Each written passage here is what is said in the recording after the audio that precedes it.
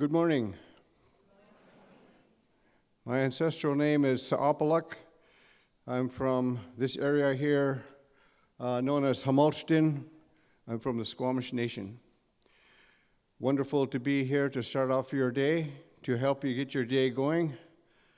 Would like to call upon the ancestral spirits for their support, to welcome you here to our territory, our backyard, our highway out here. This ocean is our highway. And in the spirit by which we welcome families to our longhouse, I would like to do a short song, which is a blessing song. And during that time, I ask that you have thoughts for yourself, those that may be suffering, those that might need your support, family, friends, animals, your goldfish, everybody. Welcoming you here, the way that we would welcome our families to our longhouse, meaning that there are sometimes rules when we come together so that everyone benefits in the best way possible. And one of those rules is outside on the wall, there's an imaginary nail on which we invite you to hang any heaviness and negativity and leave it outside, as it has no business being with us when we're together like this as a family. But you can pick it up on your way back out. We appreciate that. Thank you. Make sure it's yours. The song I would like to share with you is a song that comes from one of our lady ancestors. It represents transition because she had a difficult time moving around in her regular daily life, difficult walking and getting around in general. But when the families got up to acknowledge her through song, she was able to stand and she's able to dance. And this is a song that was used. It has been edited a little bit and handed down to us so that we can share it. Otherwise, the original version is out of touch. But this version represents that transition, that kind of medicine. Medicine to get around in a good way without any mishaps. So with that, I want to welcome you here, welcome you to our territory, and share this song with the ancestors to get you started. OCM. Whoa, whoa, hey, whoa, hey, whoa, hey, whoa, hey, whoa, hey, aha.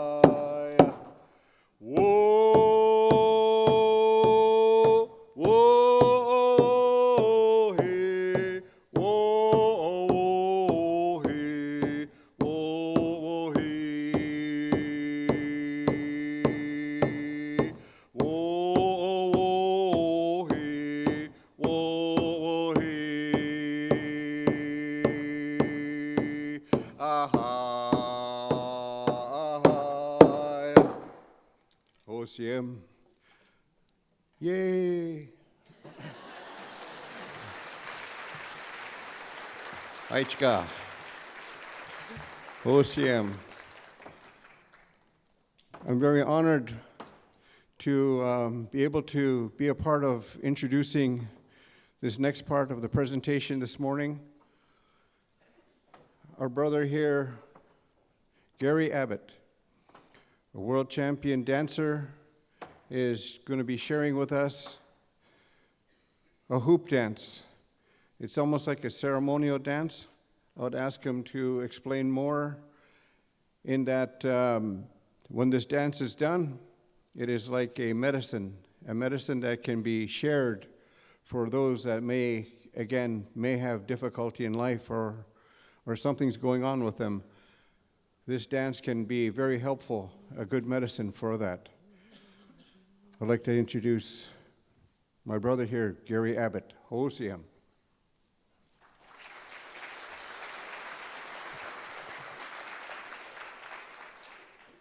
And Kashaken, Aaskikia and Squash and Kaklama Homuth. My name is Gary Abbott. My true name is Aaskikia in our language. I come from the Yankaklama people just north of here. This hoop dance I'm going to share with you is, it comes from the Navajo people. I was taught and given this right to do this dance by a friend of mine, Courage Benelli. He taught 3 of us here in British Columbia to do this. He had no sons, so he wanted to make sure that this history, this story, these teachings were passed on to the next generation, because it's only passed from father to son, so he adopted 3 of us and taught us how to do this. As I said, it comes from the Navajo people from Arizona. And when this dance first began, it used to be just one large hoop. You just step through it. Over the generations, it evolved to a story dance, a skill dance. I used 16 of these hoops. They're all separate. None of them are joined. These are made the traditional way out of reed. And as I go through this dance, I tell the story. I tell the story of life. Each of us hoop dancers, there's only about 250 of us in North America. We all tell a different story. Mine is a story of life. The first hoop I pick up represents the time before I was born. The second is my birth. The rest of my hoops, they represent my friends and my family. As I go through this dance, I go through different stages.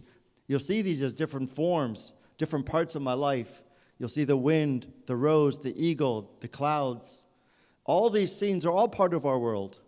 And I make the world, I set it down. And I dance around the world in the form of the eagle, because to us as Native people, he's very important. He flies closer to the Creator. He takes our prayers to him. And I jump back into the world that represents our death. We're always told by our elders that death is not an ending. It's just part of the circle. So as you watch this, I ask you to use your imagination, see the story, see the forms. Ekwasai.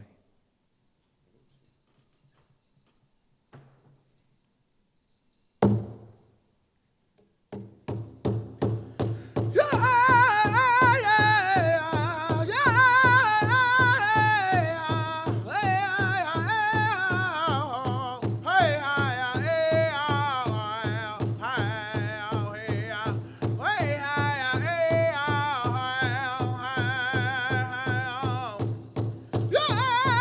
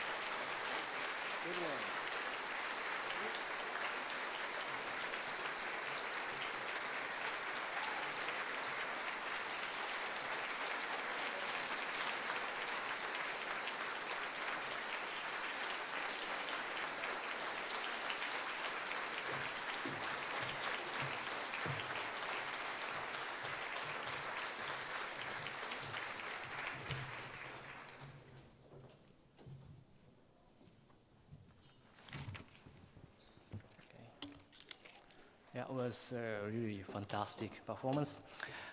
Distinguished guests, colleagues, and friends, I'm Tomohiro Matsuda, the president of International Association of Cancer Registries.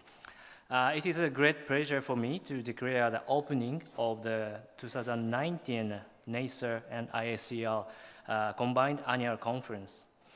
We are very pleased to welcome world leaders in cancer surveillance coming from 36 countries and 3 US territories to exchange knowledge and share unique experience to advance our understanding of cancer on global scale. The International Association of Cancer Registry, we call it as IACCR, organizes annual scientific meeting on 5 continents in sequence.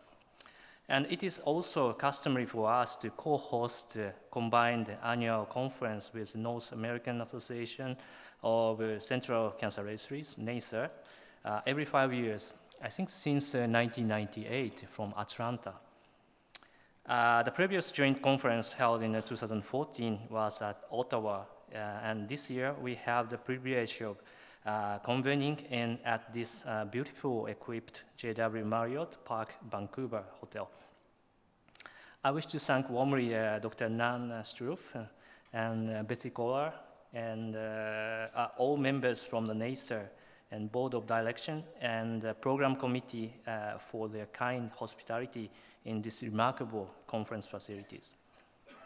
The pleasure of continuing this scale of combined conference is a great number of abstracts submitted. With vast quality and wide variety of abstracts submitted, the program committee has decided to conduct a concurrent session with each session further divided into 8 parallel sessions and covering areas such as emerging cancer registries, genomics, bioinformatics, rare tumors, and the usage of a high-tech solution. Also, this will be unfortunate for the speakers wishing to attend the talks by their colleagues. It allows us to make room to accept more young researchers for oral presentation. Such favorable and sometimes unfavorable situation that is often associated with a huge conference. Unfortunately, could not be avoided, and the program committee hopes for a kind understanding by the participants. As I mentioned earlier, this combined annual conference is a great opportunity for both NAACCR and IACCR members to network with a wider international community. IACCR member can learn about the data collection to utilize cancer control from the latest cancer registries belonging to NAACCR. At the same time, NAACCR members will have the chance to see the newly launched cancer registries and the variety of research in the world. I am sure that you will be impressed by the development of cancer registries in Africa, Asia, Europe, and Oceania. In addition, we have a number of outdoor activities and reception planned to keep you refreshed and relaxed during the intense 3 days. I encourage everyone to have some fun and connect with the colleagues and make new connections. I would like to once again extend gratitude to the NAACCR members and who greatly helped us in organizing this conference. Let me now close my speech by wishing you a delightful and stimulating 3 days. Thank you. I hand over to Nan.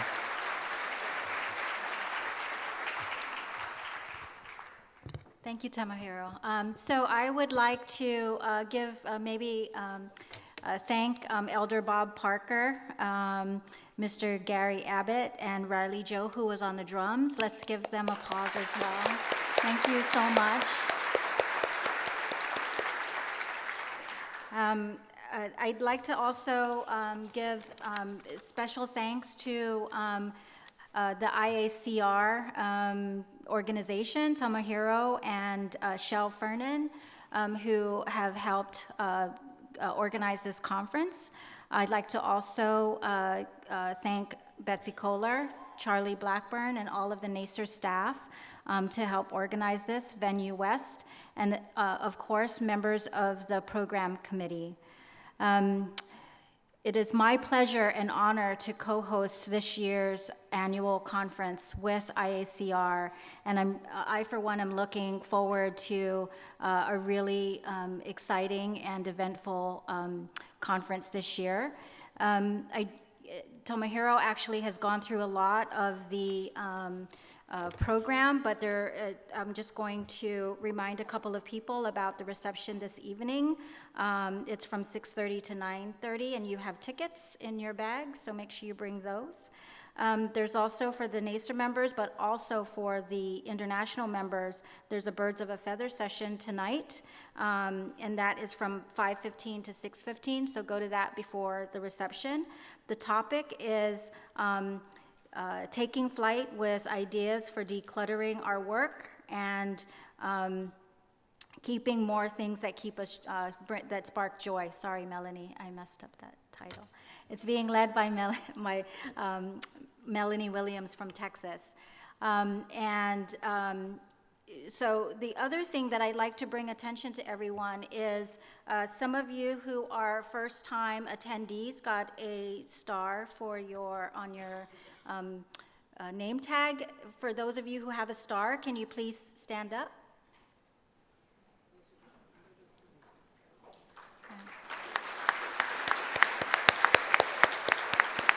So, for more of the seasoned NAACCR and IACR members, please, locate a first-time member and make them feel welcome and see if they have any questions. Start to network. Thank you very much, and let's get the show on the road. Thank you.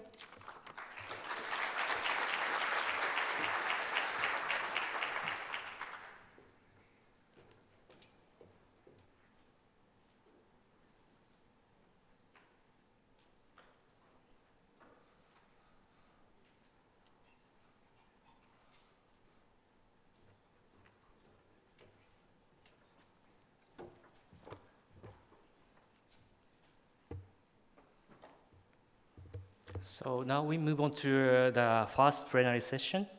I'd like to welcome Dr. Nadine Curran, who will speak on cancer in First Nation populations.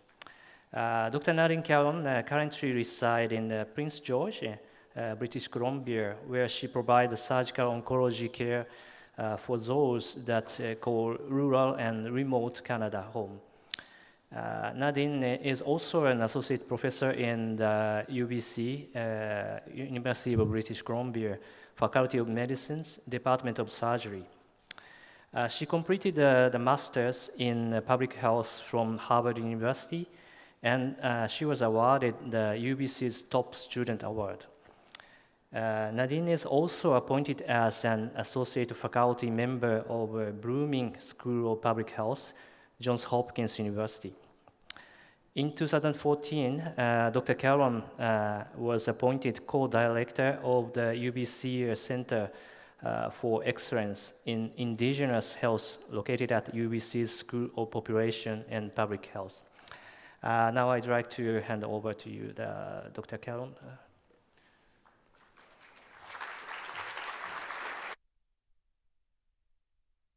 Thank you so much. Good morning. This is a really good audience. Usually it's so quiet when you say good morning, so that's great. Thank you so much to the organizing committee for the honor of being here. I looked down at my badge and I was with Donna Turner, a colleague and friend, and I didn't have a star. And I think it's because I'm an imposter. And so I'm absolutely intimidated by people who actually understand the ins and outs of registries and who don't run for cover when the word data is announced. But I have a lot of colleagues that I've had the fortune of working with, and I'll hopefully share a little bit of that for us. So conflicts of interest, I have nothing to declare, but there are a few disclosures. One is that registries and that sort of thing, all of you know more about that than me. Another conflict or declaration is I'm a member of the Sagamok Anishinaabe First Nation. So everything I say comes with a context of I am an Indigenous person in Canada. And with that comes passion that can't be stripped away. And it comes with concerns and heightened sensitivities when data, numerators, denominators, incidents, survival, mortality rates, see, I can rattle off those things. When they're used without the context of my community, my people, recognizing that all of those numbers apply to a very marginalized population in Canada, that I think in Canada we're trying to address. And I think that's why I want to give kudos to the organizing committee to be housing this on the traditional, ancestral, and unceded territory of the Squamish, Tsleil-Waututh, and Musqueam First Nations peoples, and to have as an opening plenary the concept of First Nations and in the context of cancer registries. And so thank you very much. So objectives, everything's going to be brief today because I know that I'm dealing with a diverse audience here. Some of you from Canada, most of you I think not from Canada if you add up everybody. And so I want to ask, who's from Canada? And who's from elsewhere? Awesome, great. Who's a Raptors fan? Who's a Golden State fan? Who's not sure yet?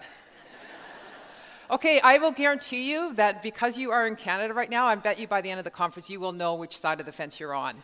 And I warn you, maybe check with your neighbors before you announce it publicly. So back to the objectives. So really briefly review the context of Indigenous peoples in Canada. Describe cancer care in British Columbia very briefly, in the context also of the BC Cancer Registry, which you guys will be experts in terms of the concept of registry, but I want to explain it from the BC context. Describe the BC First Nations client file, which is a different database that actually is going to come into effect in terms of what I describe in terms of the first collaborative study using the registry in British Columbia at the Cancer Agency, and then also the client file. And then how this first research project of its kind actually is really prompting a lot of action and kind of surprising when you look at the type of data we collected. So first of all, populations for a review for Canadians and for maybe not a review for others. So Canadian population, we're second in the world in geographic landmass as a country. We're, I think, 38th in the world with respect to population in the world. And then we're 240th in population density. So we have a lot of room. We have a lot of room. And so, but if you take a look at it, most of our population is clustered along the southern border of our country. And so overall, the population density is there, but we actually aren't that low on the list if you look at the majority of Canadians. So 20% are in that really pale area. Okay, this is Indigenous peoples of Canada. You can see all of a sudden that on the left where it's all pale, people do live there. They actually live there, and a significant percentage of Indigenous peoples. And in Canada, there are 3 constitutionally recognized distinct Indigenous groups. There's the First Nations, which I will be referring to for the majority of the talk today, but there are also Métis and Inuit. So those 3 groups, and you can see here that they're distributed throughout our landmass, and the more rural, the more remote, the more northern you get, actually the higher the percentage of Indigenous peoples that you're most likely to see, whether you're strolling through the community or a physician caring for people with cancer. And I think that's particularly relevant. And also when you look at cancer services, the more specific, the more resource intensive, quite honestly, the more expensive the services are, the more you're going to see them connected like a magnet to the US-Canada border. Not because the US is there, sorry, Americans, but because that's where our population is. And so all of a sudden, radiation, for example, is only available in the 5-6 cancer sites, cancer agency sites. And then surgery, for the most part, surgical oncology is clustered not really in the small hospitals. So often, for example, there'll be a general surgeon down the highway from me a couple 100 kilometers, but they'll refer a breast cancer patient to me because they need the resources, like sentinel lymph node biopsies and that sort of stuff. And then chemotherapy is most distributed, and of course, depending on the type of systemic therapy, even more. So British Columbia, so that's where we are, that's where I live, but taking a look at this, in BC, First Nations are not a homogeneous group. So in BC, there's over 200 First Nations. And if you break it down by language barriers, for those with an anthropology degree and sort of thinking in that way, there's 34 language groups in BC for First Nations alone. And over 60% of Canada's First Nations languages are actually spoken native tongues in our province, which is the most in Canada in terms of provinces. And First Nations make up about 3.8% of the BC population. In addition to that, there's about 2% of the BC population that's Métis, and there's over 1,500 Inuit people in the last census that identified as Inuit living in BC. So one of the things that's really important when you're talking about First Nations and cancer is to recognize that there's a context of Indigenous health and wellness that must be understood. And it must be understood in order to sit in a room with colleagues from First Nations and non-First Nations to talk about anything from priorities in cancer care to how to approach cancer services and programs, what policies, and even how to interpret the data. And that's really, really important because all of a sudden, that's when those partnerships and allies between Indigenous and non-Indigenous people in Canada really pay out.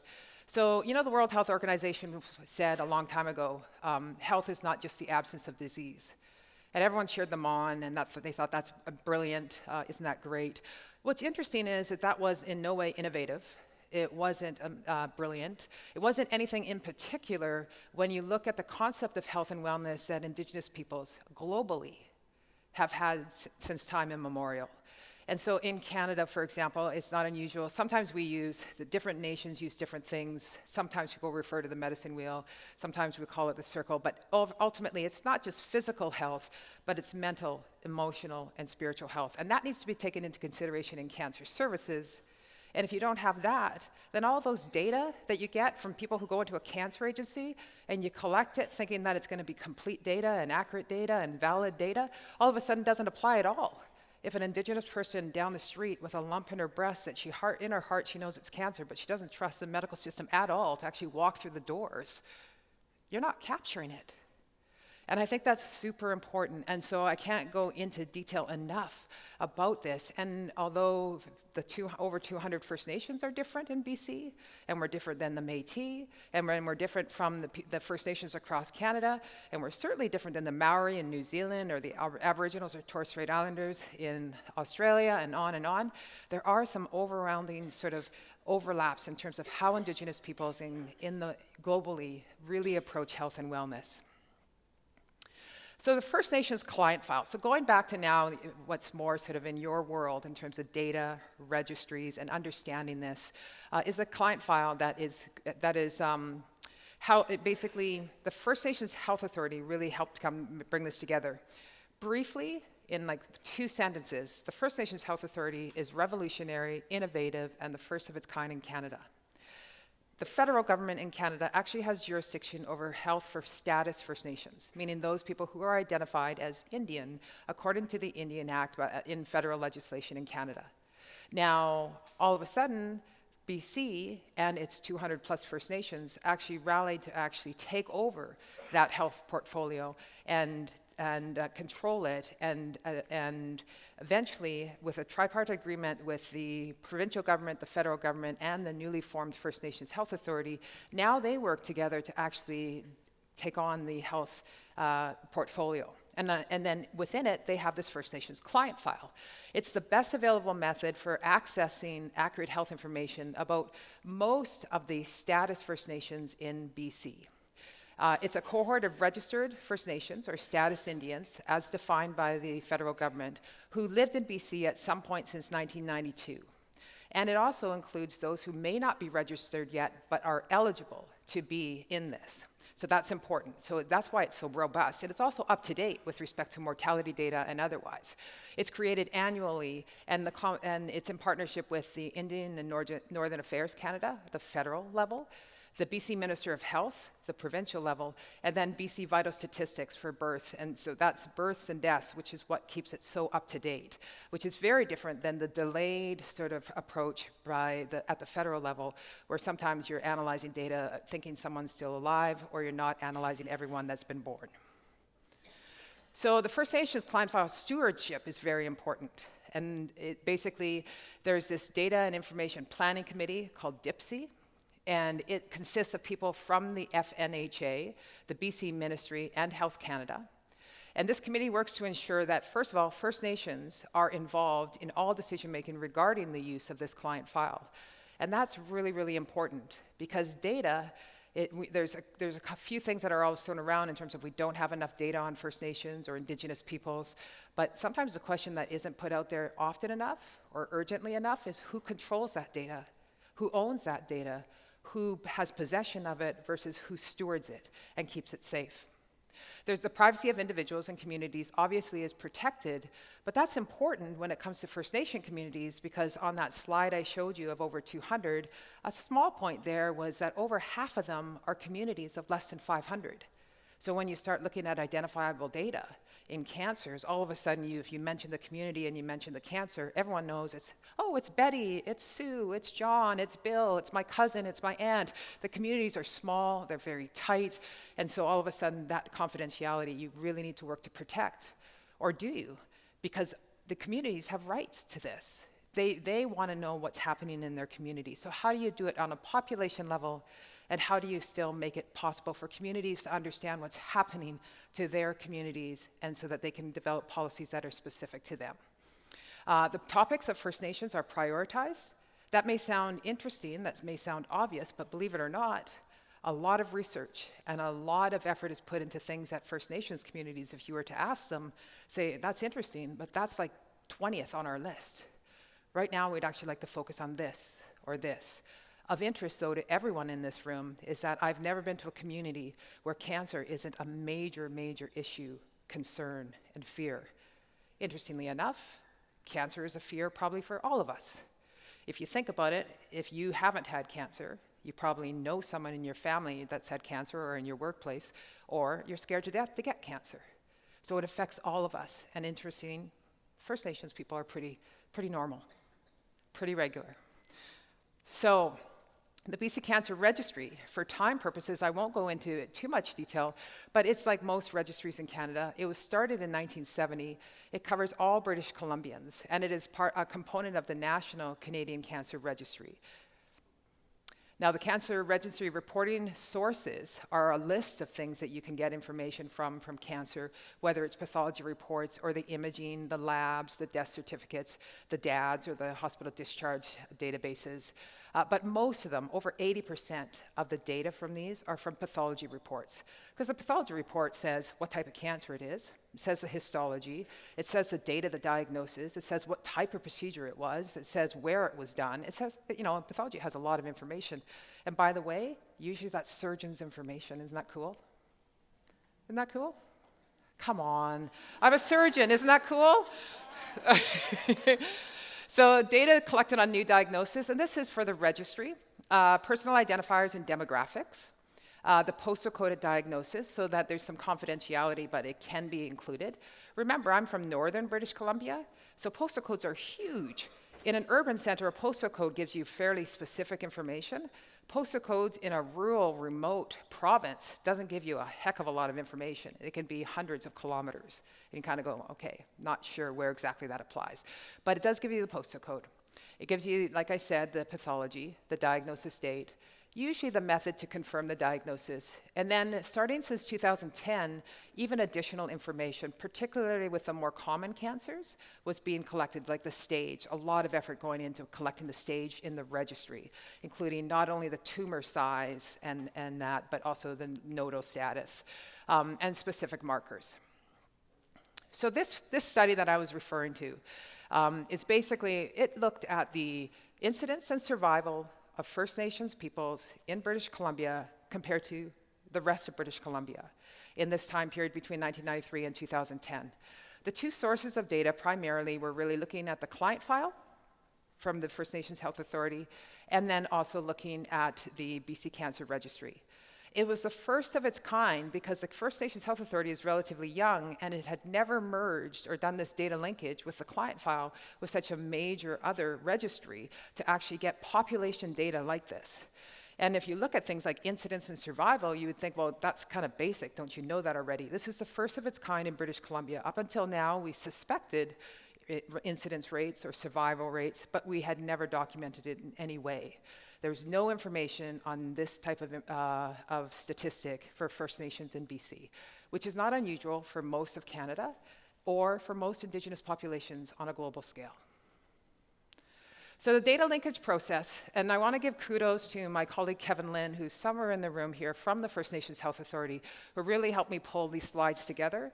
And when my flight was delayed last night until after midnight, he was going to be the pinch hitter. So I really want to thank Kevin for his expertise and the amount of work he did to actually put this paper together.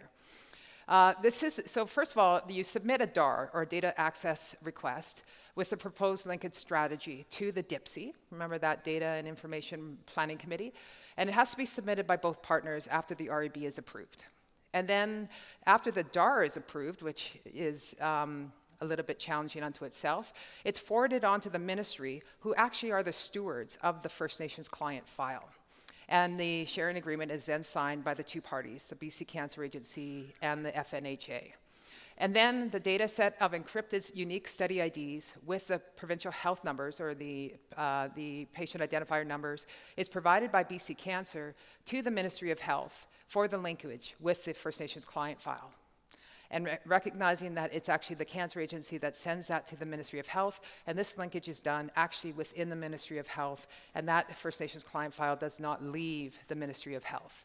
And then the data set with the unique study number assigned is then linked with the First Nation client file variables, is then passed back to the Cancer Agency with no patient identifiers whatsoever. So the Cancer Agency then has the study ID, and then they're able to identify within their registry who's First Nations, and then they're able to access their information on the questions we had regarding incidence of cancers and survival. So here's some of the information that we found. So for colorectal cancer, one of the most common cancers in humans, in females, the solid line is First Nations. The dotted line is the rest of British Columbia. You can see here that, one, there's a statistically elevated risk, or incidence rates, I should say, of colorectal cancer in female First Nations compared to the rest of British Columbia in the female population. The other thing I want to show is the trend of First Nation is going up, and you don't see that trend in non-First Nations. It's magnified in males for First Nations compared to the rest of BC, including the trend and the significant difference. All of a sudden, looking at cervical cancer. Cervical cancer, once again, a statistically increased incidence in most of those time periods, and again, an increasing trend that we see that we haven't been able to look at yet. And then in breast cancer, all of a sudden notice there's a flip.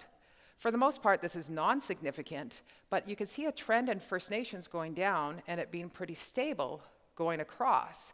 And overall, if you can see there in terms of the relative rate, it's almost approaching 1.0, but not quite. But it is something of importance to take a look at. And then looking at lung cancer, this was interesting. Again, looking at First Nations, you can see here that the rate of First Nations is lower across the board in all the time periods in First Nations compared to non-First Nations. But again, look at the trend. First Nations is going up, and non-First Nations is staying static. In males, non-First Nations is going down, and First Nations is going up. But there is a statistically significantly lower rate of lung cancer in First Nations. This shocked most people, because we know that in other data that we've collected that First Nations tend to smoke more. There's increasing concern of exposure to radon. So the number one and number two risks for lung cancer are higher in the First Nations populations, but they didn't match the incidence that we actually recorded from 1993 all the way through to 2010.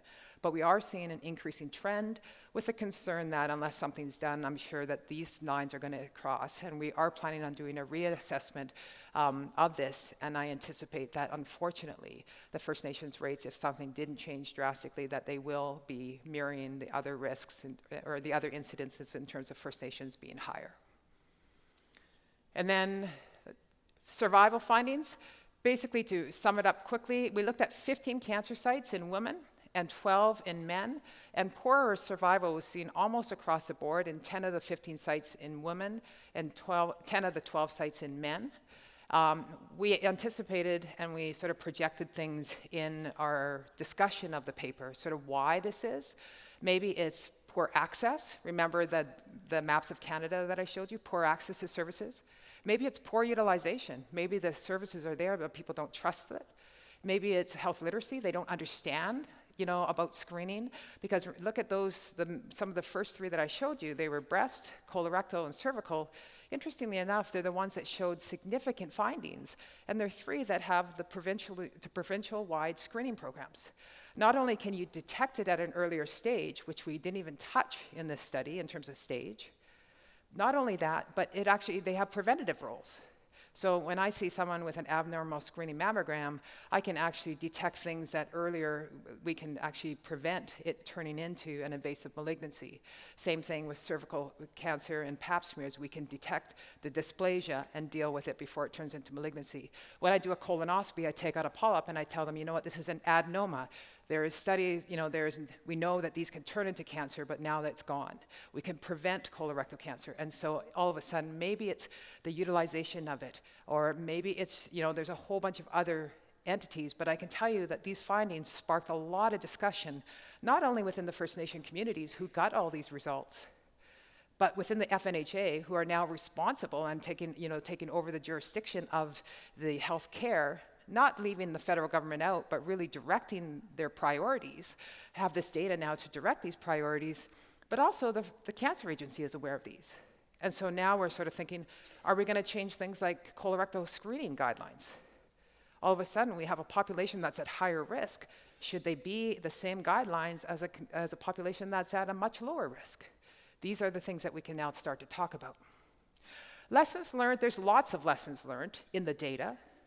But remember, in the end, there's people behind the data. And there's not only people behind the data in terms of the numerators and denominators, there's the people that actually wanted the data, that needed the data, that asked for the data, the communities and the organizations. And so now, all of a sudden, the First Nations Health Authority learned so much from the BC Cancer. And BC Cancer, I think, learned a lot from the First Nations Health Authority. It was a true partnership. And it was reciprocal in terms of what was learned. So the First Nations Health Authority really learned a lot in these discussions about the data collection and how it's done, but also the screening programs and why they're done the way they are, and the access issues and all of that. Whereas the First Nations Health Authority started to realize that, that first study, that first slide I showed, when I was talking about the concept of wellness, when I was talking about the First Nations history, I didn't really talk about it, but it was on the slide. Ultimately, it was really interesting to see our manuscript go back and forth. John Spinelli was a critical person in this entire process. He was so helpful in helping me understand all the data that you guys understand. But interestingly enough, when we passed the information that the First Nations Health Authority and the team that I was so lucky to work with, when we passed our manuscript draft to them, all of a sudden the edits would go back and forth, and we would cut out stuff that we thought, that's just sort of minutia. Like, it's just sort of data stuff.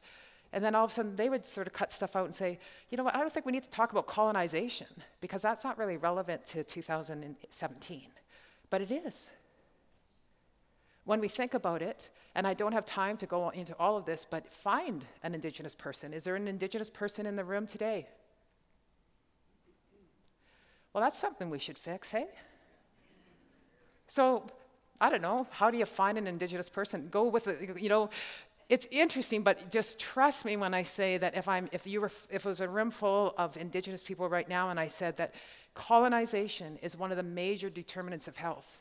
In Canada, we've gone through the Truth and Reconciliation Commission, and we've talked about things like the legacy of Indian residential schools, the impact of assimilation, the segregated hospitals, the TB sanatoriums, the issues with poverty, the lack of education, and all of that. We know those are determinants of health.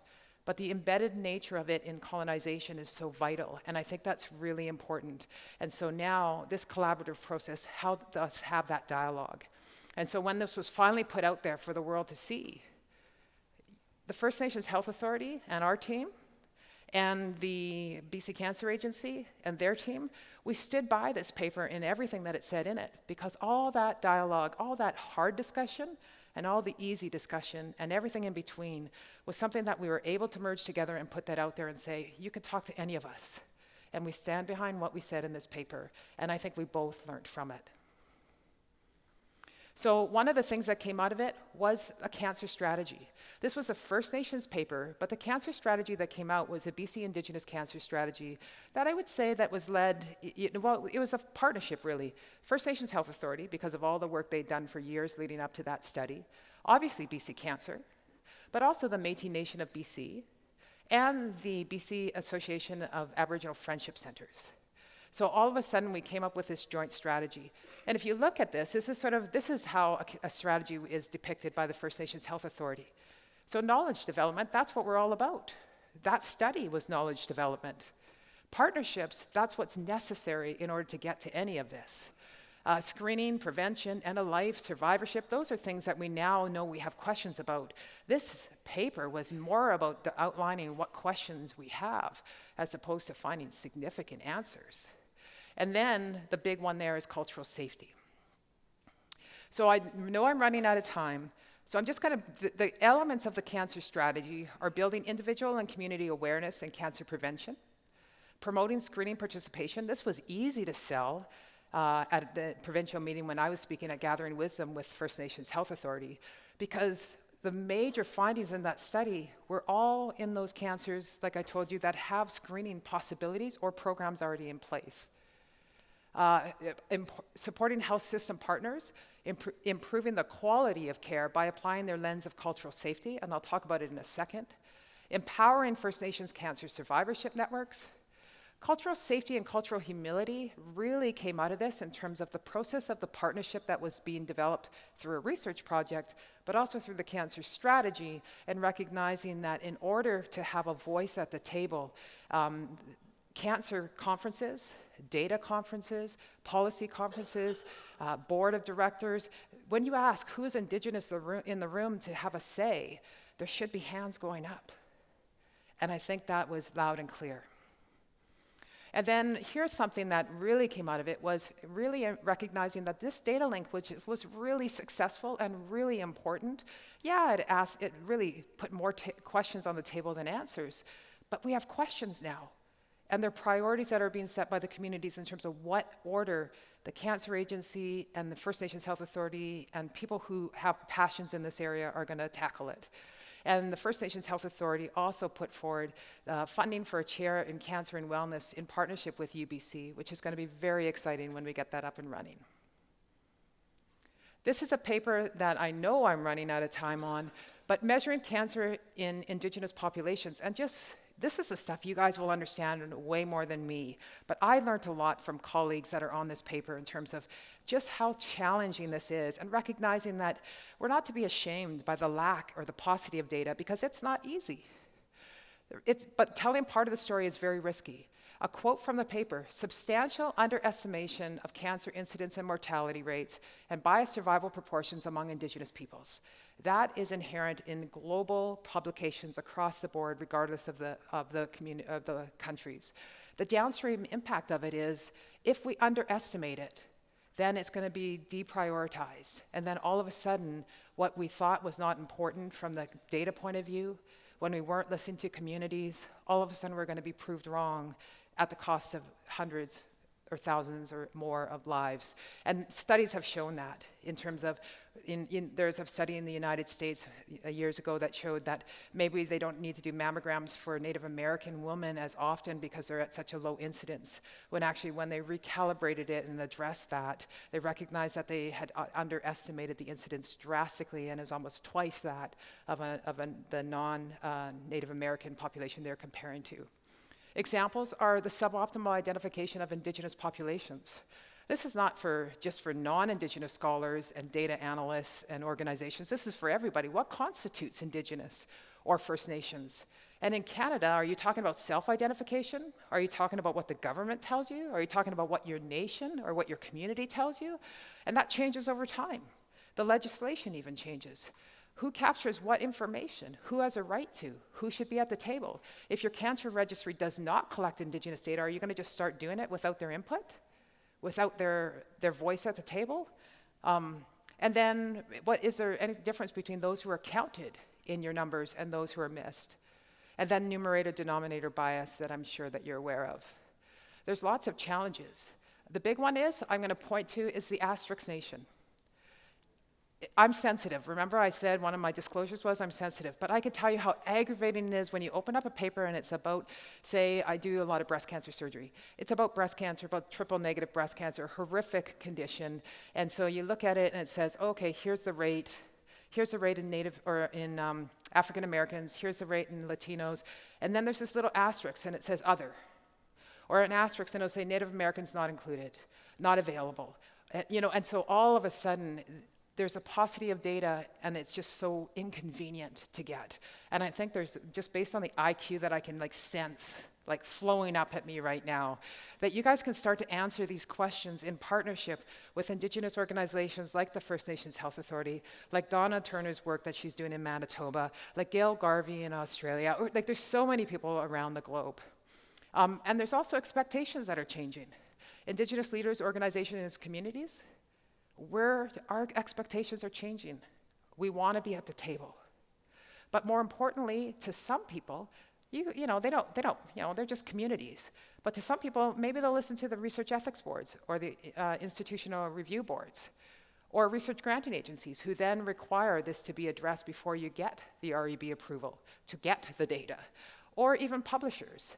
I was in New York 2 weeks ago talking to Nature with a group of Indigenous scholars from around the globe saying, you know what, if you stop publishing this because people are accessing Indigenous data without their consent and without full partnership, if you stop publishing it, people will stop doing it.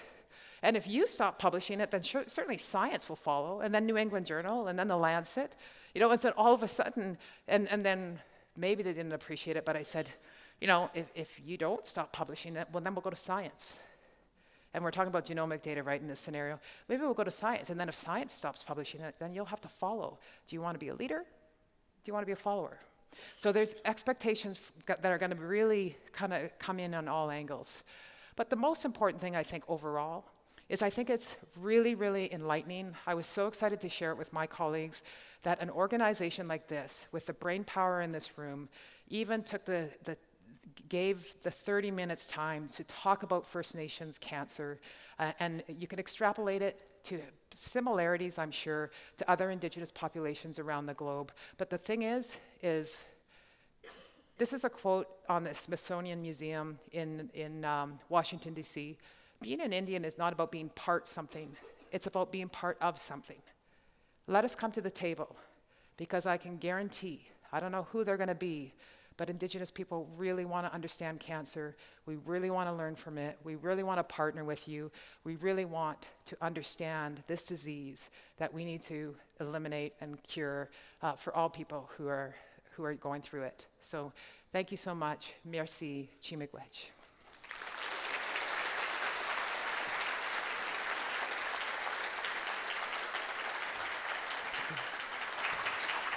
Thank you very much, Dr. Curran. I'm sure that after that stimulating presentation, you'd like to ask some questions or comments on the floor. Yeah, please come to up to the microphone.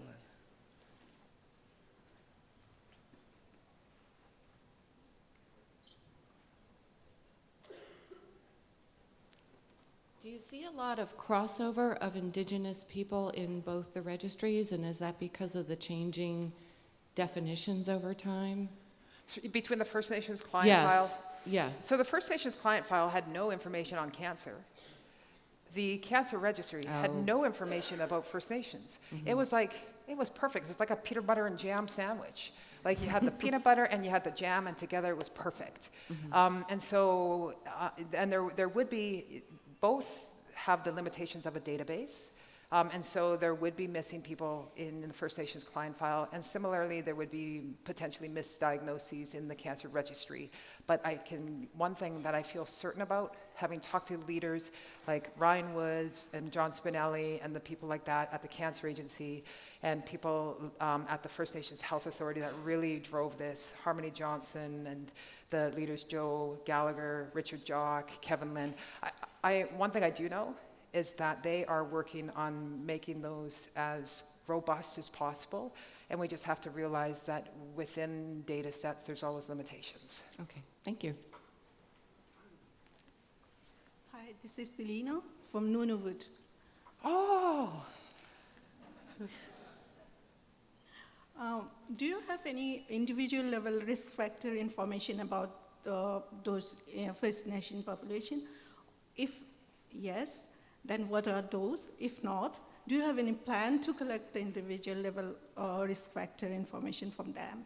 Right. So the question, if I heard it correctly, is do we have, based on that study, individual risk factors for the cancers that showed higher incidence? A couple things. One is, that's what's fascinating about this study, is there was so much feedback about it and so much outreach about it, and it is the most basic study ever published. It's basically like incidence and survival. Like they're just the basic understanding that the rest of British Columbia already had for years and gets annual reports on. And so we never got into anything, even stage, let alone risk factors, because it was just basically a database that identified the First Nations, and then the registry, which had that very a great registry, but doesn't have all that information about risk factors and everything like that. But it has raised questions in terms of, why these elevated risks. We do know for example, breast cancer, there's that sort of unusual, those studies that have shown that the higher socioeconomic status, the higher the income, the higher the education, the higher the rate of breast cancer. So we know that there's those kind of studies out there, and we know, we have the lower socioeconomic status, we have the lower, highest unemployment, we have but I think overall, we need to look into that, and that was a big question, and communities are asking, why? What can we do to change that? That's in our cancer strategy now in terms of the First Nations Health Authority's next steps. But then also, when we look at the errors is a big word, the challenges with making sure that what we found was accurate, and diving into it further in terms of the limitations. For example, this is going to be underrepresentation. Remember, the First Nation client file only includes those who are status, only includes those that the federal government says you are Indian enough. It does not include those who are not status. So that is incredibly important, because it's going to miss about, if about 4% of BC is First Nations, about at least 1+% of that is going to be non-status. So there's a significant percentage that are not even going to be collected at all. And there's going to be people that might be missed for various reasons. So I think we have identified the baseline. We don't even know how bad that is in terms of the disparity.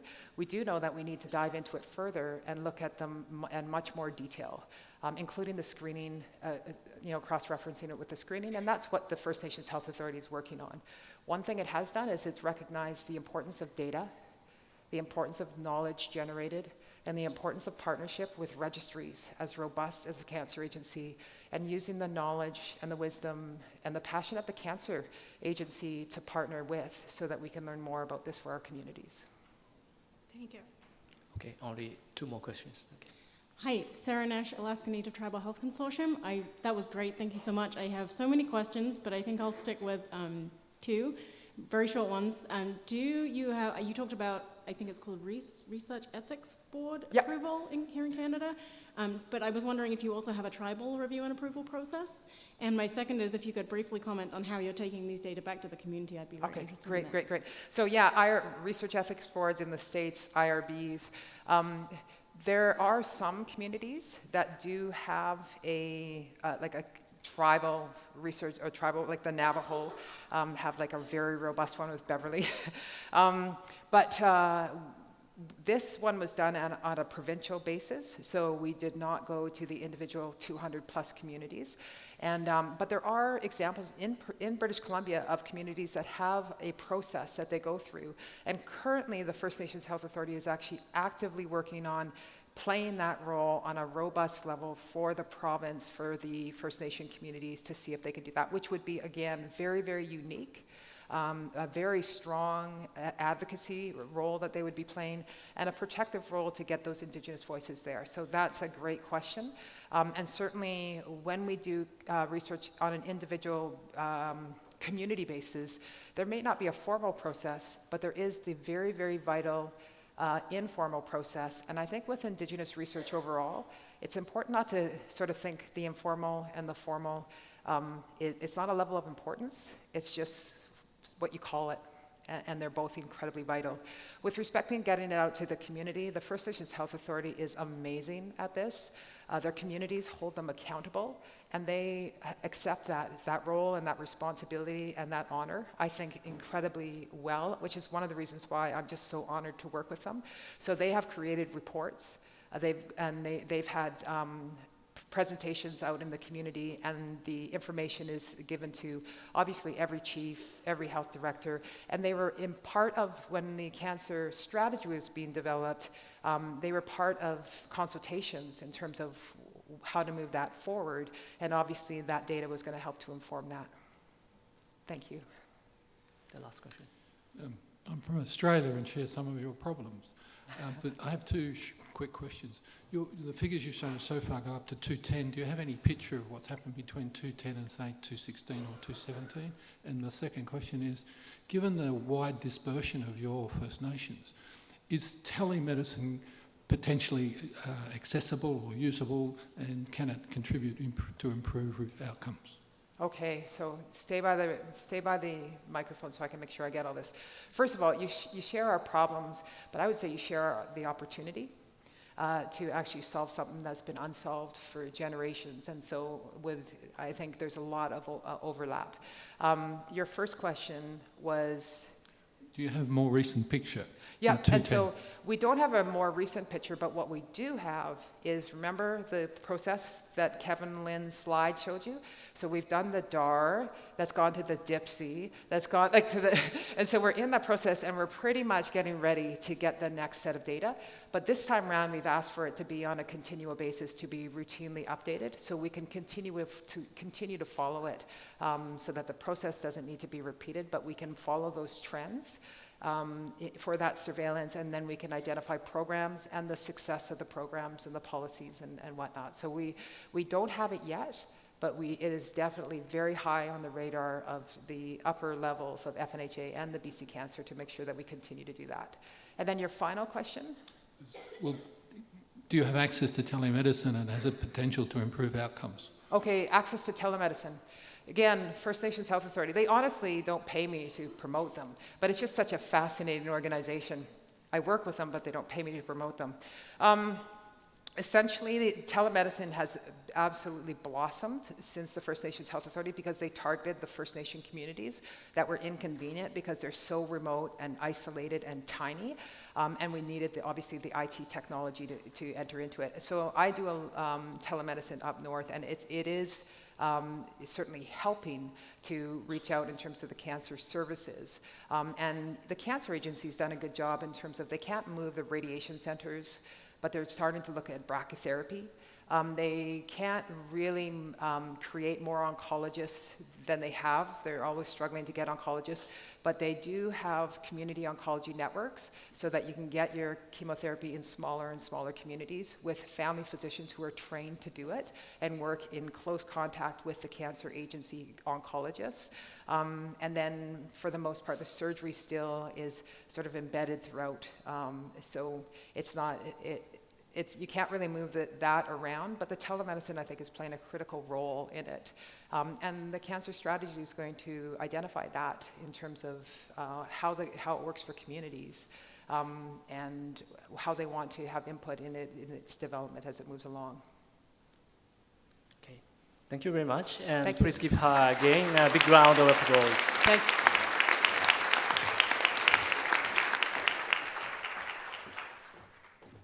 That was fascinating.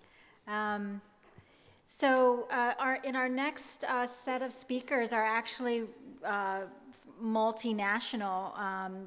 We've got a speaker from Spain, we've got a speaker from the US, and we've got a speaker from India, which is wonderful. I'm going to introduce all three speakers, and then they will come up in succession, and we are going to save questions after all three have had a chance to present. Our first presenter is Dr. Galceran, who is the director of the Tarragona Cancer Registry. He's also the director of the Foundation for Cancer Research and Prevention. He's the coordinator of cancer screening programs in Spain. He's a member of the steering committee. I cannot pronounce this. And he's the president of the Spanish Network for Cancer Registries. Dr. Liu is she's a PhD. She has a PhD in demography and medical sociology. She has a long history of working in the Los Angeles Cancer Surveillance Program, using cancer registry data to conduct cancer epidemiologic research. She's currently serves as the director for the Data Utilization Unit. She is also an associate professor in the Department of Preventive Medicine at the Keck School of Medicine at the University of Southern California. She hosts a MELD research group in Los Angeles for faculty and staff, faculty and students interested in using cancer registry data to conduct research. Our final speaker will be Dr.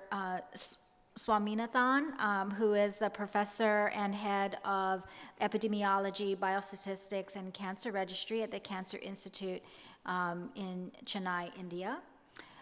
He has a PhD in statistics from Madras University in India and a PhD with honors in epidemiology from the University of Tampere, Finland. He is presently an assistant director of the Cancer Institute and head of epidemiology. He's also a member, secretary of the Institutional Ethics Committee. His research interests are in cancer registration, survival analysis, and modeling. He has been the editor of 2 IARC flagship publications, and he served as a WHO consultant on cancer registration and cancer control. Please give all three speakers welcome.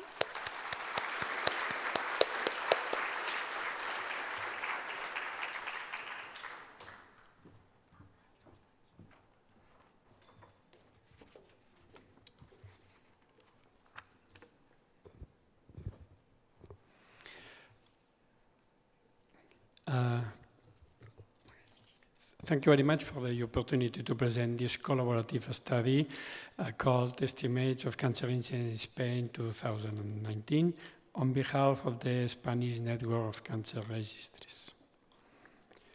The first estimates of cancer incidence that were calculated for Spain were made by Moreno and collaborators and published in 2001. They obtained the estimate for the period 1993 to 1996. 3 years later, López-Avente and collaborators calculated the estimate for the period 1997 to 2000. And in 2010, Sánchez and collaborators published Cancer Incidence and Mortality in Spain, Estimates and Projections for the period 1981 to 2012. At European level, some national estimates have been calculated and published by the European Network of Cancer Registries and by the IARC. The last one is available on the European Cancer Information System. Worldwide, several versions of GloboCan have been published.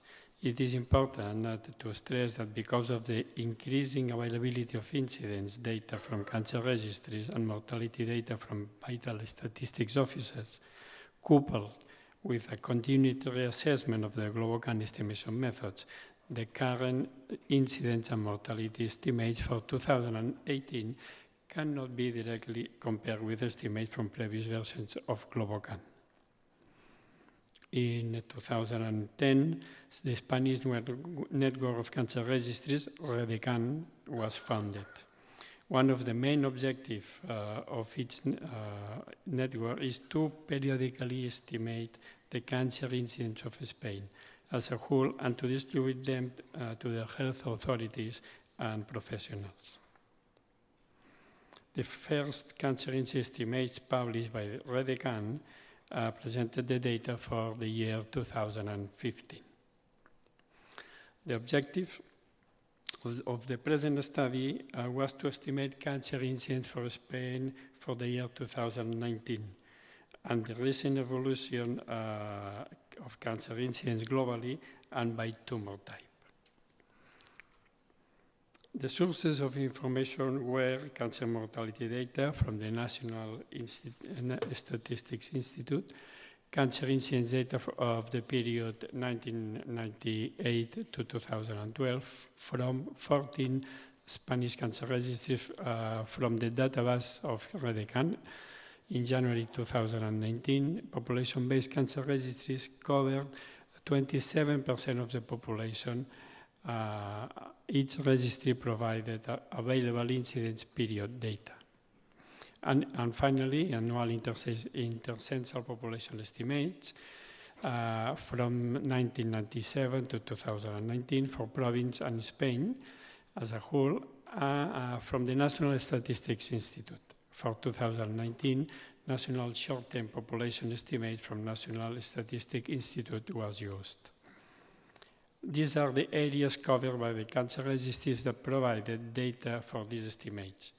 We can observe that they do not cover any of the 6 biggest cities of Spain, Madrid, Barcelona, Valencia, Sevilla, Zaragoza, and Malaga. And there is a relative infra-representation of the West provinces. And these are the types of cancer we included in the study, and the category Other includes all invasive cancers not included in any other category. For the majority of tumors, we use the incidence mortality ratio method. Nevertheless, the methods that use these models are less accurate when the number of deaths is small, the incidence mortality ratios are high due to the low lethality of the tumor type, or there are abrupt changes in the incidence mortality in relation to the period or age of diagnosis. For this reason, for a few number of tumors, we use the local data plus the annual percentage change method. In this method, for each combination tumor type and sex, the incidence mortality ratio were estimated by means of a generalized linear mixed model. The number of incident cases for 2019 was estimated applying to this year the estimated model for the incidence mortality ratio with 3 possible scenarios, which suppose 3 different hypotheses on the evolution of the estimation of the incidence mortality ratios between 2012 and 2019. The scenario A, constant ratio, a stable incidence mortality ratio from 2012 to 2019 and equal to a ratio of 2012. Scenario B, the linear trend of ratio of the period between 1998 and 2012 is prolonged until 2019. And scenario C, the quadratic trend of the incidence mortality ratio between 1998 and 2012 is prolonged until 2019. Once the indicators were calculated for each scenario, a group of epidemiologists and statisticians of REDECAN defined by consensus the most plausible scenario for each combination of tumor type and sex, based on several criteria that you can see in this slide. These scenarios for breast and prostate cancers were considered as not acceptable at the same rates of incidence obtained with the model of, for the year 2012 were assigned to 2019. For prostate, The trend of the incidence mortality ratio showed substantial and artificial variations according to the registry due to the effect of the different use of PCA tests in each province. For breast, incidence trends are very different depending on the participant registries because there are differences in screening programs for breast cancer depending on the region. The local data plus annual percentage change method was applied to the following tumors. In men, testis, thyroid, and Hodgkin's lymphoma, and in men, larynx, corpus luteum, thyroid, and Hodgkin's lymphoma.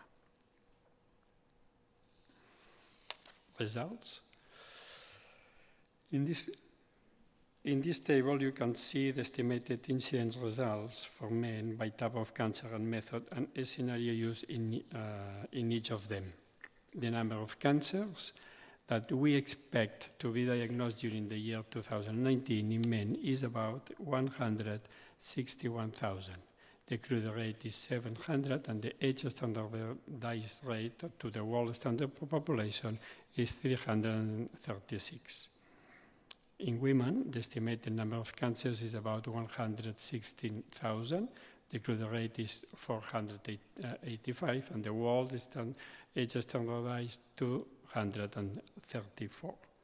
In men, the 5 most frequent cancers are those of prostate, colon and rectum, lung, urinary bladder, and stomach in this order.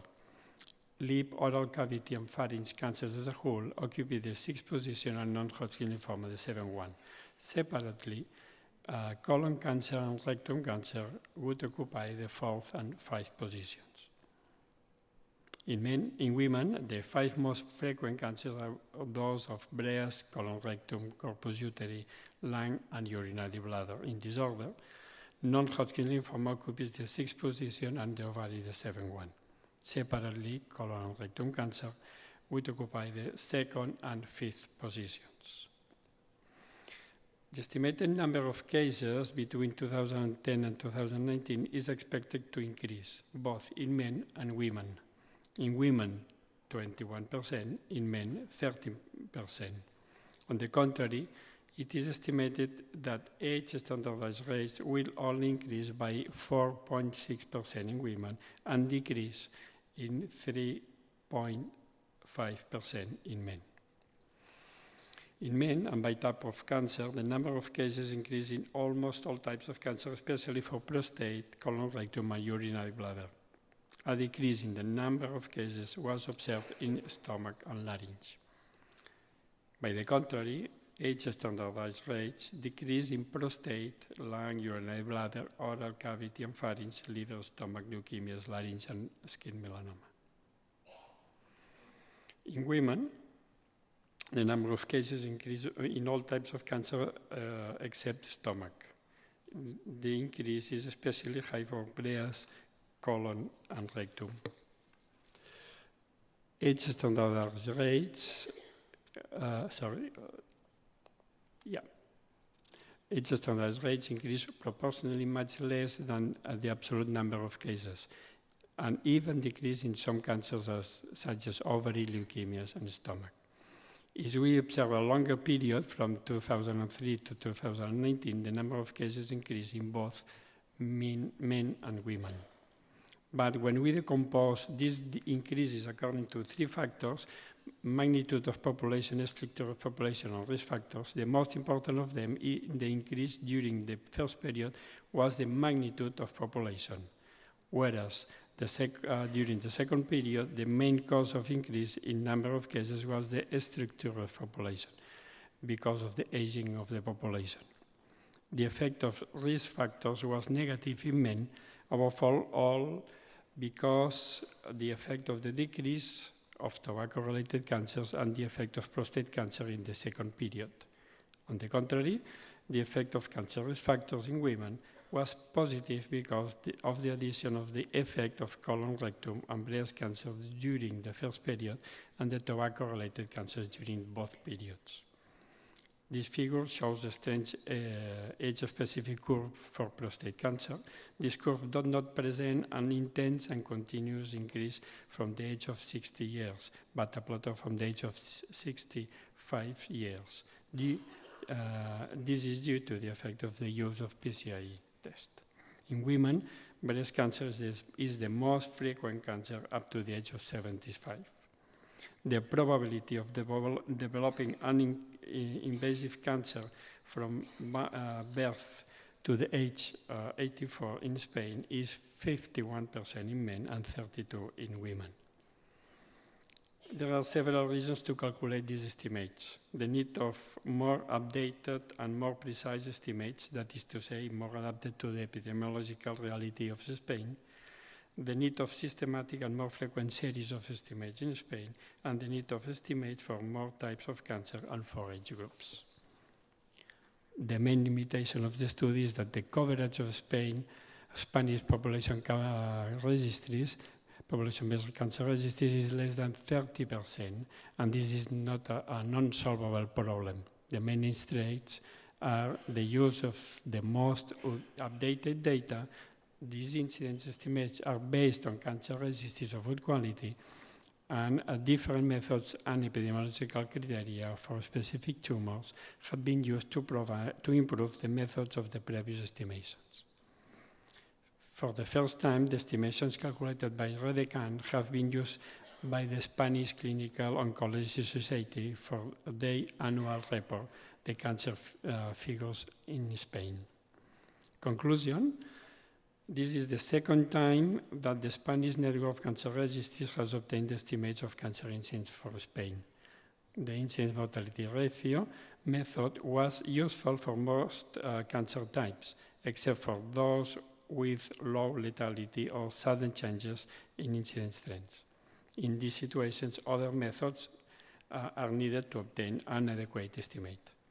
A total of about 277,000 new cancers are expected to be diagnosed in 2019. Prostate, breast, and colorectal cancers will remain the most frequent cancers in men, women, and in the general population, respectively. In women, lung cancer has risen for first time in third position among female cancers. From 2003 to 2019, standardized rates began to decrease in men and followed their previous increase in women. And finally, tobacco-related cancers are the most important contributors to the decrease of cancer incidence in men and the increase of cancer incidence in women. Thank you very much.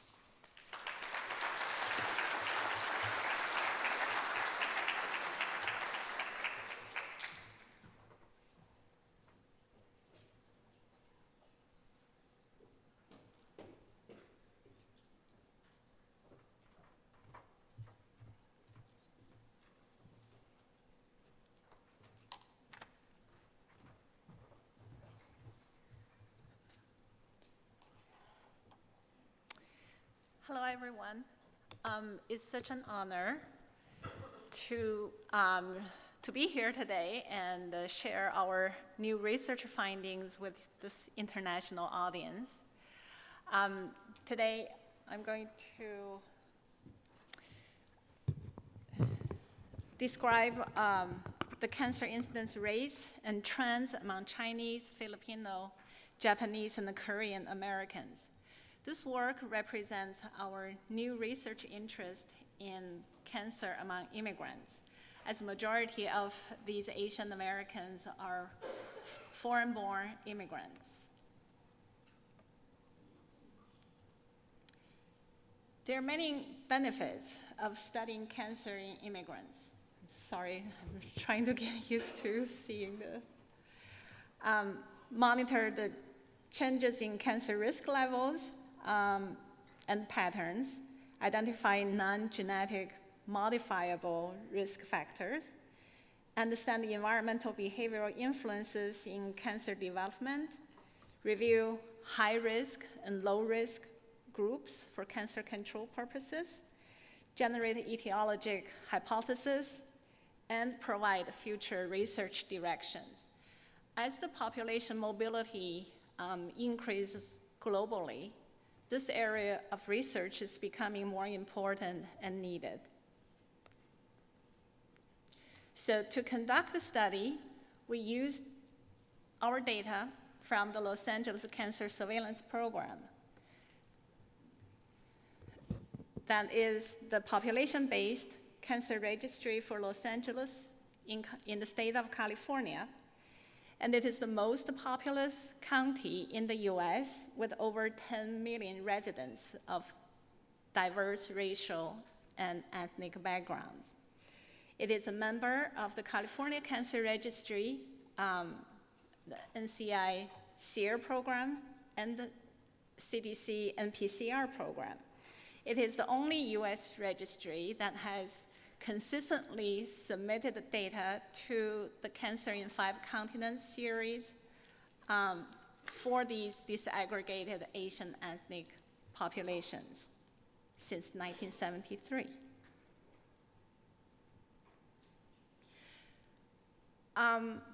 Actually, go back here. I'd like to note that we conducted data quality check to compare the cancer-specific incidence rates calculated with the LA data against those calculated using the SEER-wide data for these Asian ethnic populations.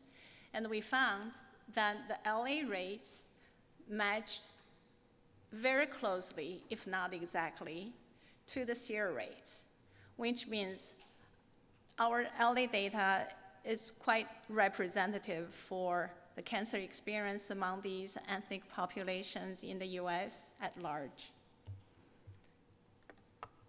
So to compare cancer data across different regions in the world, we turned to the CI5 plus data source.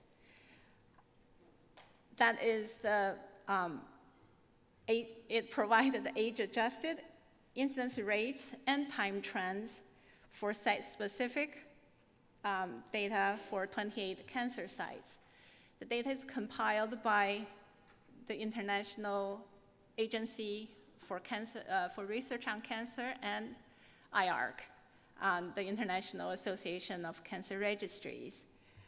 So from there, we downloaded the data for these 4 Asian populations in Los Angeles, as well as their corresponding countries of origin, China, Philippines. For the Philippines, it's represented by the data from Manila Registry, Japan, and South Korea. And we also use the data from the SEER-9 registry for white population to represent the US mainstream cancer experience. So we calculated the incidence rate ratios for the time period of 1988 through 2012 with 95% confidence interval for 2 sets. One is for LA in relation to the country of origin. Another is for LA data in relation to the US white experience. And we plotted the incidence trends for the period of 1973 through 2012. Well, the data availability varied by registry. We calculated the average annual percent incidence rate change, AAPC, using joint point regression model.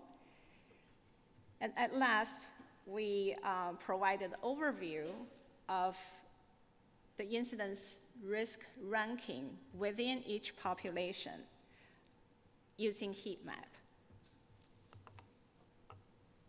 So these are the rate ratios by sex and the cancer site for LA versus their country of origin. On the left is for females.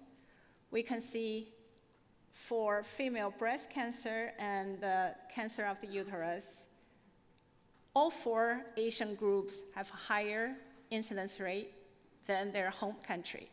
So the rate ratio means if the rate in LA is the same as their home country, so it would be a ratio of 1 as shown by the red mark. If it's lower, then their home country will be below. If higher, will be above. You can see for males, and These cancer sites, I just picked the most common 5 within each of the LA Asian population. The males has a little bit less commonality, so there are more sites included here. So you can see for males, higher incidence rates were observed for the prostate cancer, which probably is most likely not representing the true increase in risk, rather the use of PSA screening. And NHL, and also bladder somewhat. You may notice the green color on these graphs, which represents the Filipinos. So you can see in Los Angeles, the Filipino race is much higher, statistically significantly higher than their home country's rates. And this is a set for rate ratio comparing LA versus the US. You can see majority of these sites listed here, they're below mark of 1, indicating lower risk among these Asian populations in comparison to the US white, except for stomach cancer in females and males. And for males, is the liver as well. I think for females, liver as well. It just liver is not included in the top 5 cancer sites for females. So the higher rates among Asians in LA for stomach cancer is kind of expected and not surprising, because in their home country, stomach cancer is very prevalent, and their risk is higher than the US whites.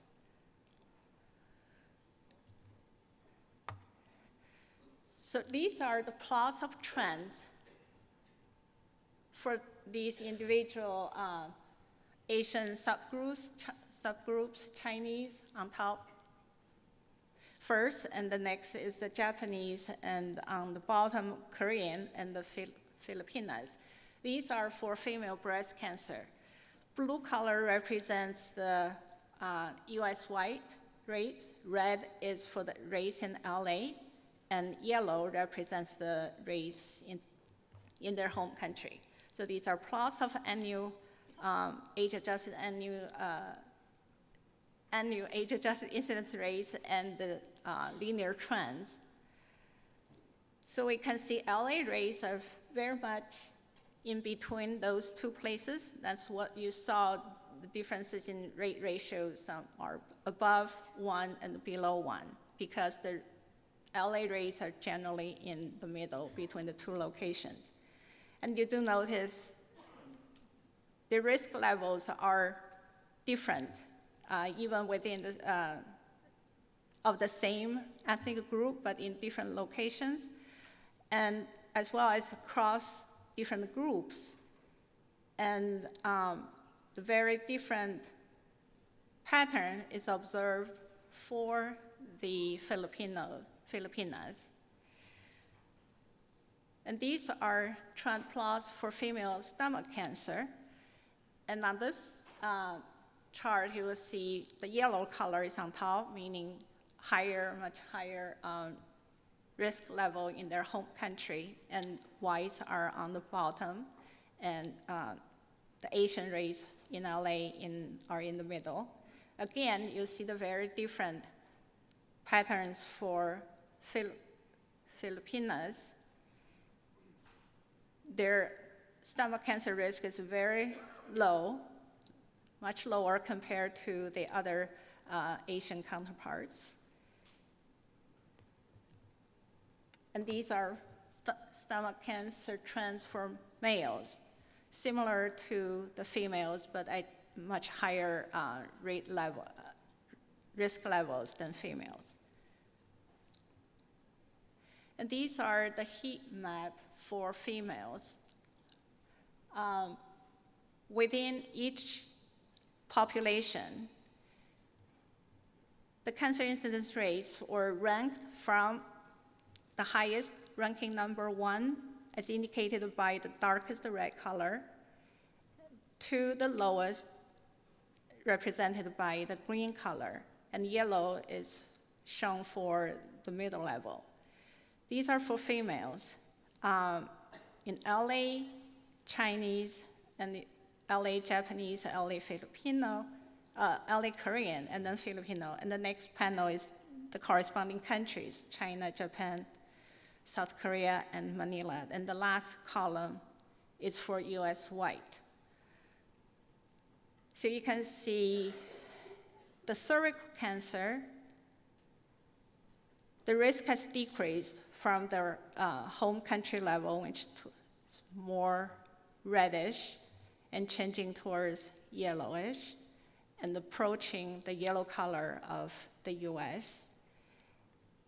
And also decreasing risk for stomach cancer. However, there's the increase in non-Hodgkin's lymphoma for female as well. There may be others, I just highlighted these. And this is a heat map for males. So similar color theme definition, you can see liver cancer, stomach cancer are declining among immigrant groups, but non-Hodgkin's lymphoma and testis are increasing among these immigrant groups. So in summary, cancer-specific incidence rates among all 4 Asian ethnic groups in Los Angeles County have deviated from their home country rates to approaching the US white. Some are increasing, some are decreasing. These changes indicate the influence of non-genetic environmental behavioral factors in cancer development. Heterogeneous rates across LA ethnic population actually mirror their home country's cancer rates. And Filipino Americans display rather different cancer risk profiles than from other Asians. That could be maybe because Filipinos, they are in Southeast Asia versus the others are in East Asia. There may be differences in their risk exposure, lifestyle, and they may have different genetic racial admixture, which may contribute to the differences between other Asian subgroups. So these observations definitely warrant further discussion, investigation, and research. In fact, my colleague Andrea Sipen-Bolivas will have another presentation on Thursday in concurrent session 4H, which will provide a further analysis and comparison between Filipino cancer experience in LA versus in Manila. So after all, cancer research on immigrant populations can benefit a lot from using the population-based Cancer Registry that will help generate hypotheses and provide new perspectives and for developing more effective cancer control programs and stimulating discussions. So I'd like to acknowledge my co-authors at the Los Angeles Cancer Surveillance Program, Juanjuan Zhang, Amy Huang, Andrea Sipen-Bolivas, and Dennis Deepen, for working with me and providing valuable feedbacks. I would also like to thank IARC and NAACCR for their wonderful work, providing valuable data resources, as well as all the participating cancer registries around the world, as well as the cancer registrars around the world whose hard work made my talk, my work, and many others possible. And finally, I'd like to thank our funding agencies, including the California Department of Public Health, and NCI, and CDC. Thank you.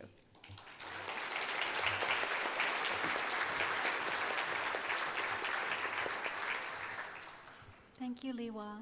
Dr. Swami is on his way up. I'd like to take this opportunity to let you all know we are running behind. Apologies for getting a later start.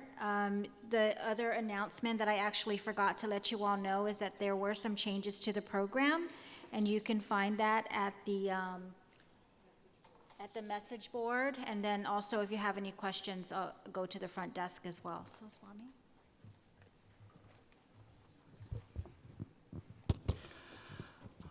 Thank you, Chairperson, for the kind introduction, and good morning to all. At the outset, I wish to express my sincere thanks for the organizers for giving me this opportunity to address this audience on this topic. SurvCan is synonymous to cancer survival in countries in transition. It contributes to the study of distribution and determinants of cancer survival in human populations for identifying causes for survival differences. When you say average prognosis, it's based on all cancer cases that's diagnosed in a registry, irrespective of the treatment status. And it reflects the general efficiency of cancer health services and provides a key indicator for cancer control. And it's very helpful in making the informed decisions. If you see this table, there is no lack of registration activity in low and middle income countries. They have been existing from 1960s. But if you see the first publication that came out on cancer survival, it's in 1995. Why?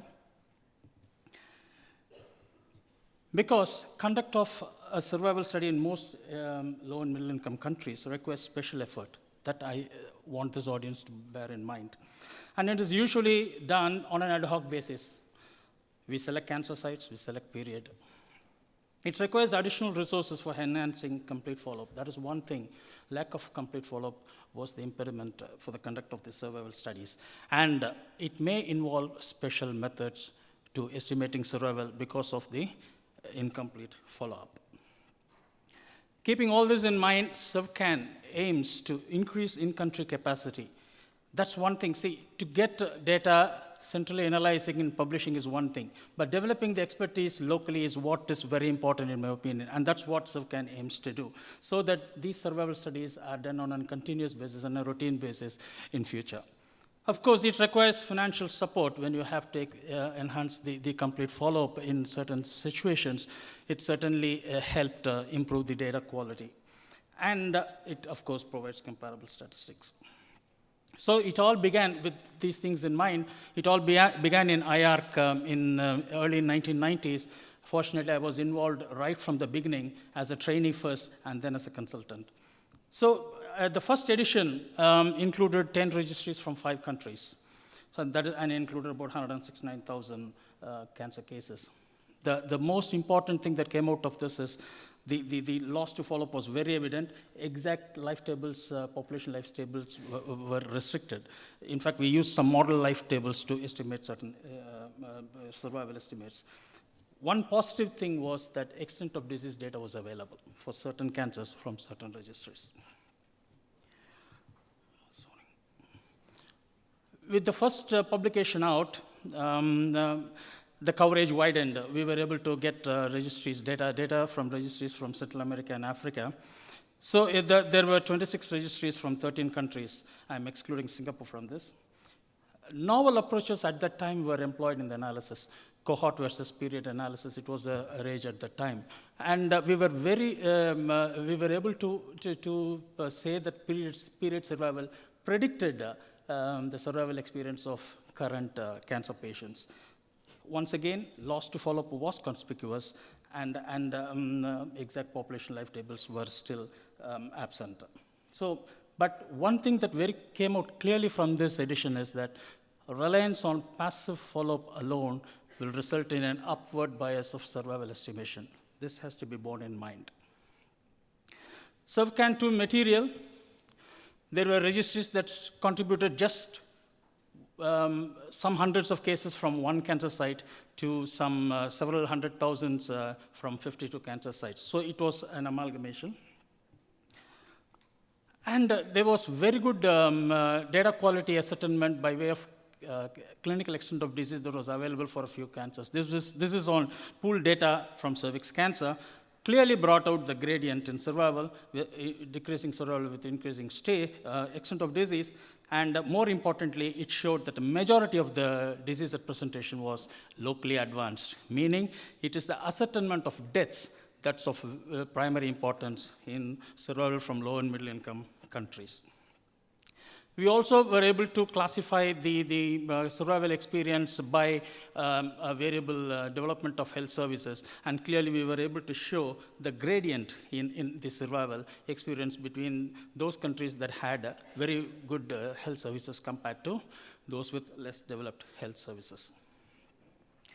There was positive news also from this edition that there's clearly an increase in survival, especially for childhood leukemias. For most of the cancer registries that we studied, that was in tune with the treatment milestones, the advances in treatment that has been happening in this area. So in summary, we were able to place registries in 3 tiers of survival. Second, there was intra-country variation, mostly urban versus rural. And we attributed these things, of course, to the early detection and referral practices, the differences, and the level of development and its access. In SurvCan 3, we wanted to improve the quality of data as well as validate some of them. That's what we didn't do in SurvCan 2. Of course, besides expanding the participation and global coverage. This is what we have now. 86 cancer registries from 36 countries, a jump as far as coverage is concerned. We have all the processes in place, invitation, data collection, etc., as is usual for any international study. But what I want to draw attention to this gathering is that the focus that was placed on improvement of data quality as far as follow-up is concerned. How do we go about doing it? The ascertainment of mortality, the deaths is the key. Deterministic linkages happen, but they will be optimal only when you have a very good mortality registration system. Otherwise, if you're going to do probabilistic linkages like most low and middle income countries do, it's going to be suboptimal. Then, what is the solution out? You have to increase the sources of mortality. That is where the involvement of the registry and the technical guidance and financial resources come into play. What do? You can have access to all-cause mortality data from all regions, perhaps, and then you can have perusal of institutional death registers, repeated scrutiny of medical records. This is what we promoted in this series, like that helped the registries to have an extended follow-up time for all the cases. Of course, there are other methods. All are impersonal. People always, it's very difficult for registries practicing passive follow-up to jump into active follow-up. But not all active follow-up methods require personal inquiry. There are impersonal methods, which I had told. Of course, most registries use the postal and telephone inquiries to update their follow-up. So what was the result? This is what I want to share. There were registries that had about, say, more than 10% of cases registered based on a DCO. Meaning what? Zero survival time, they're excluded from survival analysis. But when you promote the traceback of these DCOs, there were registries that were able to get a definite date of diagnosis other than the date of death, more than 50%. Meaning you include more data into the analysis that gives a closer estimate to the true value. The second is improvement of death ascertainment from presumed alive cases. What do we do in passive follow-up? We assume the case to be alive if they you don't find a match in the mortality database. But when you did, at least in a random sample, an active follow-up, what all I listed, you were able to enhance the data quality, or in other words, additional deaths among presumed alive to the tune of 0 to 28%. I think this will have a significant impact on the estimation of survival. Of course, further information can be had in these websites. It has very good, what I would call, webinars that will give how to conduct a survival study. So this is one of the preliminary results on breast cancers that we had. So there are intra-country variations. once again, this is a two-tier thing you have because registries from Africa was not included in this. So to ponder, the ones which I say, survival studies from LMICs would require active follow-up methods. This is not only for improving, but also validating what you have. And one more thing is, you have to recognize the informative censoring, meaning the losses that you get may be related to the outcome. So this has to be kept in mind. Unless you evaluate systematically such biases, if it is impossible to attribute any difference in survival to treatment or disease characteristics alone. This is what I wanted to emphasize, and this is what SurvCan attempts to do. So take-home messages, simple. Survival studies are still feasible in low and middle-income countries, that's for sure. And it has provided important leads to even policy changes. I realized it from my own country. So reliable survival data are on the way up. Finally, I want to thank the funding agencies for making it possible. All participating registries, especially the cancer registrars, for their diligent work. And of course, all my SurvCan team members from IARC and other places for their significant contribution to this presentation. I thank you for the kind attention.